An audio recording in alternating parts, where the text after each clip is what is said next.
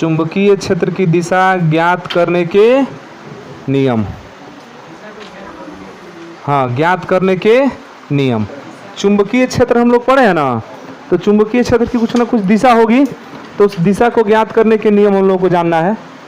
देखिए, हम लोग वैद्युत क्षेत्र के बारे में पढ़े थे, याद है? तो वैद्युत क्षेत्र में ये बताया गया था कि जो वैद्युत बल रेखाएं होती है वो जो धनावेश होता है ना, उससे बाहर की तरफ जाती हैं और ऋणावेश में कहाँ आती है? अंदर की तरफ। ऐसा पढ़े थे ना? तो उसी तरह चुंबकीय क्षेत्र की आखिर दिशा कैसे ज्ञात करेंगे? तो चुंबकीय क्षेत्र यहाँ पर बताइए उत्पन्न किससे हो रहा है? चुंबक से नहीं, विद्युत धारा से उत्पन्न हो रहा है। क्या पढ़ रहे हैं हम लोग? शुरू वहीं से किए थे, विद्युत धारा का चुंबकीय प्रभाव। तो यहाँ पर जो चुंबकीय क्षेत्र है वो उत्पन्न हो रहा है विद्युत धारा के कारण, चुंबक के कारण नहीं। विद्युत धारा के कारण उत्पन्न हो रहा है ना। तो हम विद्युत धारा की दिशा की सहायता से ज्ञात करेंगे कि चुंबकीय क्षेत्र किधर होगा। और जब चुंबक की बात आएगी ना, तो चुंबक जब आएगा तो वहाँ पर हम लोग एक दूसरा नियम पढ़ लेंगे, तो चुंबक की सहायता से चुंबकीय क्षेत्र ज्ञात करना सीख जाएंगे। फिलहाल अभी के लिए हम जो चुंबकीय क्षेत्र ज्ञात कर रहे हैं वो किसकी सहायता से उत्पन्न हुआ है? विद्युत धारा की सहायता से। तो मान लीजिए कि एक तार है, एक तार है और इसमें धारा बह रहा है ऊपर की तरफ। धारा कहाँ बह रहा है?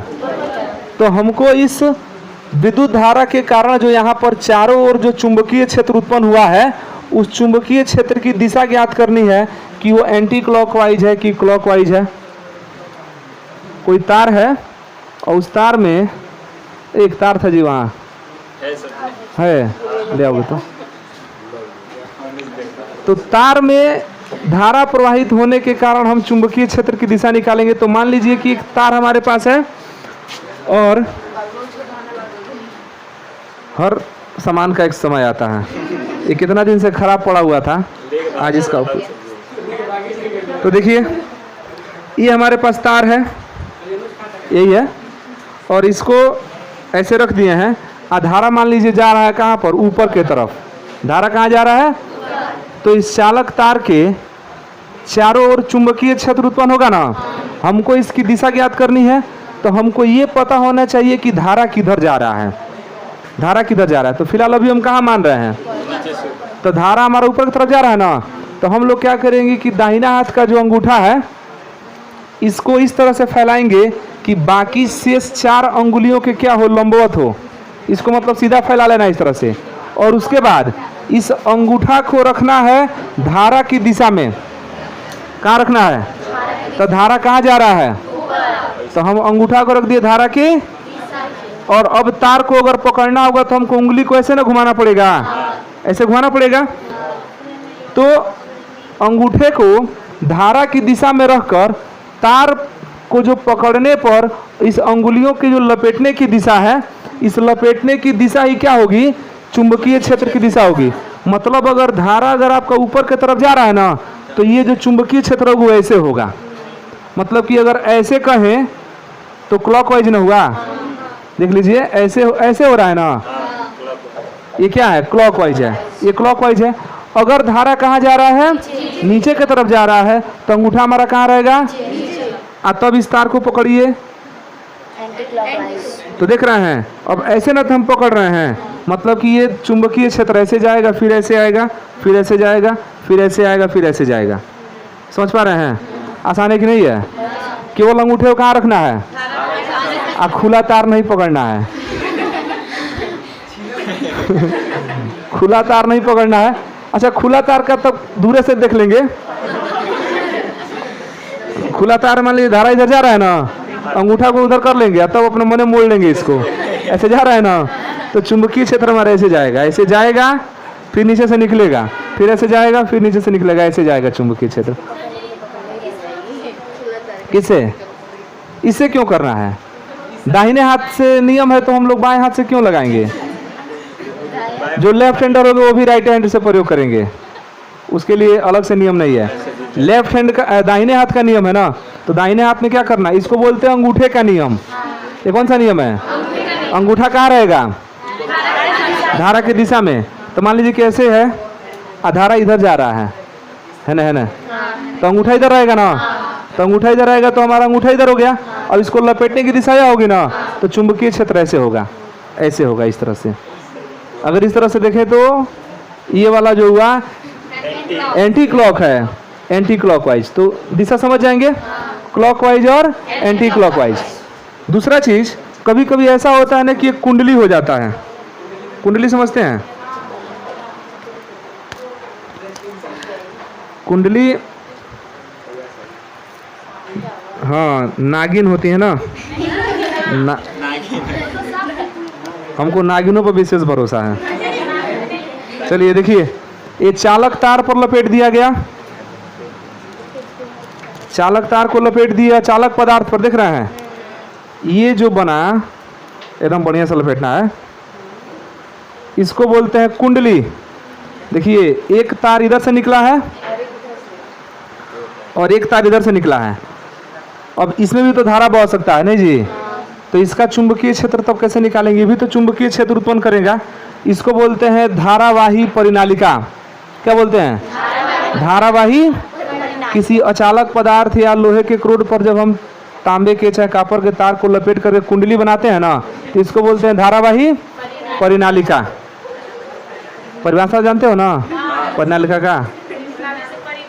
हाँ, तो ये हमारा हो गया। अब इसमें देखिए, अब थोड़ा ध्यान से, अब इसमें धारा किधर से किधर जा सकता है जी? हो सकता है कि धारा इधर से जाए और अंदर की तरफ मुड़े, फिर इधर से निकले, फिर इधर से, ऐसे हो सकता है ना? तो यहाँ से धारा एंट्री करेगा तो ऐसे जाएगा, फिर ऐसे निकलेगा। ऐसा भी हो सकता है कि धारा इधर से एंट्री करे तो ऐसे जाके ऐसे घूम के तब ऐसे निकले। तो इस कंडीशन में अगर अब हम कहें कि तब इस चालक तार के चारों ओर चुंबकीय क्षेत्र की दिशा कैसी होगी, तब ध्यान देना, थोड़ा सा उल्टा कर लेते हैं। हम लोग दाहिने हाथ के अंगूठे को ना धारा की दिशा में किए थे इसके पिछले वाले में। अब इसमें जो मोड़ने की दिशा है ना, उसको रखेंगे धारा की दिशा में। अंगूठे ऐसे फैला लेंगे हाथ को, और इस जो 4 अंगुलियां हैं इसको किधर मोड़ेंगे? जिधर धारा जा रहा है उधर। जैसे इसमें धारा को मान लीजिए कि भेज रहा है, ऐसे ऐसे भेज रहा है ना, तो हम अंगुलियों को ऐसे सीधा कर करके और किधर मोड़ेंगे? धारा अंदर की तरफ न जा रहा है, यहाँ से ऐसे चढ़ेगा धारा तो कहाँ जाएगा? अंदर ही न जाएगा। तो अंगुली को कहाँ मोड़ रहा है? धारा की दिशा में अंदर मोड़ रहा है ना। तो जब धारा की दिशा में उंगली को मोड़ रहे हैं तो अंगूठा जिधर है ना, वो क्या है? धारा की दिशा, चुंबकीय क्षेत्र की दिशा है। समझ में आया कि नहीं आया? उधर से भी तो मोड़ सकते हैं। बिल्कुल। अरे तो धारा हमारा इधर जा रहा है तो अंगूठा उंगली को इधर मोड़ेंगे। धारा इधर जा रहा है ना, तो ये हाथ ऐसे मुड़ेगा ना जा करके, तो ऐसे मुड़ेगा तो अंगूठा जो बताएगा वो क्या बताएगा? चुंबकीय क्षेत्र की दिशा। मतलब कि इस अंगुलियों को धारा की दिशा में रखेंगे तो अंगूठा बताएगा चुंबकीय क्षेत्र, और अगर अंगूठे को रखेंगे धारा की दिशा में तो अंगुलियां बताएंगी चुंबकीय क्षेत्र। समझ आ रहा है? अच्छा, इसको बनाते हैं थोड़ा इस पे। अच्छा, सीधा वाला तो समझ गए हैं। ये अगर आपका कुंडली है इस तरह से, और ये मान लीजिए कि ऐसे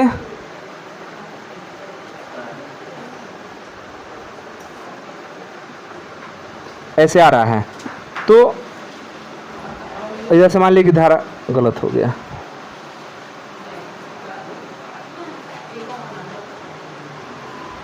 चलिए, धारा इधर मान लीजिए कि जा रहा है, तो धारा के जाने की इसमें 2 ही कंडीशन है। या तो नीचे से जाकर ऊपर से धारा निकलेगा, ऊपर से निकलेगा, और नहीं तो इधर से जाएगा तो ऊपर से धारा प्रवेश करेगा। अगर ये धारा ऊपर से जा रहा है तो नीचे से निकलेगा, और अगर नीचे से जा रहा है तो ऊपर से क्या होगा? तो हमको धारा की दिशा में किसको रखना है? इन 4 अंगुलियों को। अंगूठा जहाँ होगा वो क्या बताएगा? चुंबकीय क्षेत्र की दिशा।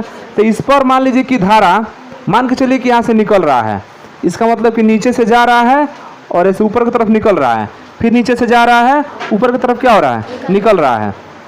तो हमको अंगुलियों को उस दिशा में लेके जाना है जहाँ पर धारा जा रही है। तो ऐसे अगर नीचे से भेजेंगे ना तो ऐसे जा रहा है, समझ रहे हैं?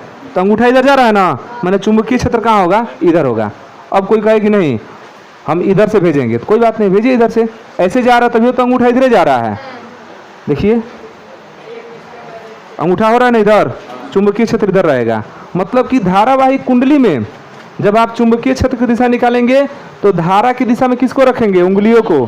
तो अंगूठा क्या बताएगा?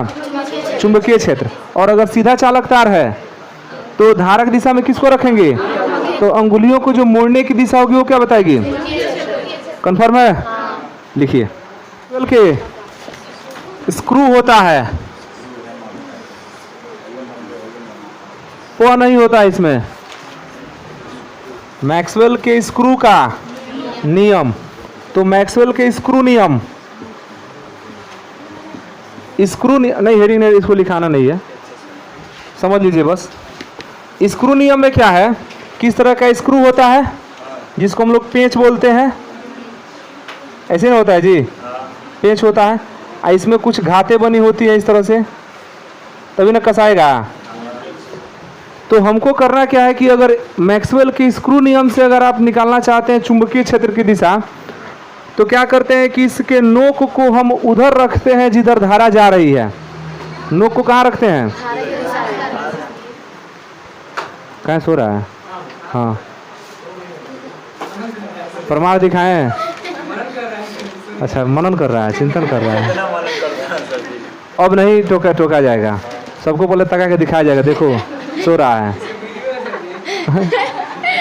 लालू यादव नहीं बनो, लालू यादव सो गए थे संसद में, एगो पत्रकार पूछ दिया कि महाराज सो गए थे आप, तो कह रहे हम चिंतन मनन कर रहे थे सो करके। सुनो, तो ये ध्यान से देखो, वो झपकी ले रहा था तब तक हम देख ही लिए। तो ऐसे आँख बंद होता है क्या? हमको नोक को कहाँ रखना है बताइए? धारा की दिशा में। तो नोक को रखना है धारा की दिशा में।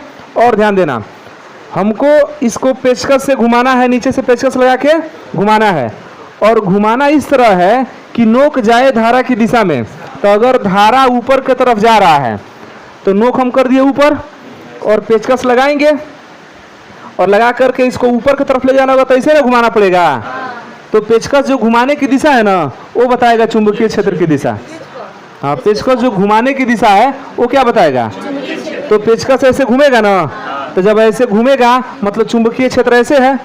दाहिने हाथ का अंगूठे का नियम लगा दीजिए, ऊपर धारा जा रहा है, ये भी तो ऐसे ही घूम रहा है, यही सबसे बढ़िया है ना, दाहिने हाथ के अंगूठे का नियम। लेकिन मैक्सवेल का स्क्रू नियम भी पढ़ा जाता है, यहाँ पर हम लोगों को इतना नहीं पढ़ना है, बस एक चीज़ याद रखिए, दाहिने हाथ के अंगूठे का नियम, उससे दोनों निकल जाएगा। अगर धारावाही कुंडली होगा उसका भी निकल जा रहा है, कोई सीधा चालक तार होगा उसका भी निकल जा रहा है। तो मैक्सवेल के स्क्रू नियम से क्या करते हैं कि नोक को किधर रखते हैं? जिधर धारा जा रही है, और पेचकस पीछे से लगाकर हमको उस दिशा में घुमाना है, यहाँ ध्यान दो, उस दिशा में घुमाना है कि हमारा नोक कहाँ जाए? धारा की दिशा में। तो इसको ऊपर ले जाने के लिए हमको पेचकस को ऐसे घुमाना पड़ेगा ना, तो घुमाना पड़ेगा, मतलब कि चुंबकीय क्षेत्र की दिशा क्या होगी? इस तरह से होगी, ऐसे ऊपर की तरफ होगा। अगर हमारा धारा जा रहा है अंदर की तरफ, धारा कहाँ जा रहा है? चालक तार मान लो ऐसे है, धारा कहाँ जा रहा है? अंदर की तरफ। तो हम पेचकस से स्क्रू को कैसे घुमाएंगे कि अंदर की तरफ जाएगा? तो ऐसे घुमाएंगे तब ना जाएगा, ऐसे देखिए दाहिना से पौड़े घुमाएंगे ऐसे, तब ना अंदर जाएगा। तो ये जो घुमाने की दिशा है यही क्या है? चुंबकीय क्षेत्र की दिशा। तो ये है मैक्सवेल का स्क्रू नियम।